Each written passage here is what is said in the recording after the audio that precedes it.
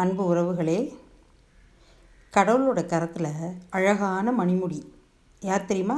அது நீங்கள் தான். கடவுளால் நேசிக்கப்படுகிறவர்களோட லிஸ்ட்டில் ஃபஸ்ட்டு யார் பேர் இருக்குது தெரியுமா?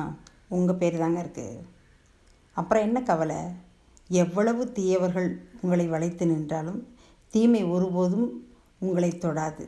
ஏன்னா நீங்கள் கடவுளோட கரத்தில் அழகான மணிமுடியாக இருக்கீங்க. அவரோட துணை உங்களுக்கு எப்பவும் இருக்கும். கடவுள் இருக்கிறாரு, அவர் துணை செய்கிறாரு, நம்மளோட வாழ்கிறாரு அப்படின்ற எண்ணத்தோட இந்த நாளை ஒரு நல்ல நாளாக நீங்கள் ஏற்றுக்கொண்டு இதில் நடப்பவை எல்லாம் நன்றாகத்தான் இருக்கும் என்ற நல்ல எண்ணத்தோடு பாசிட்டிவான வைபோடு இந்த நாளை நீங்கள் தொடங்க என் மனதார உங்களை வாழ்த்துகிறேன்.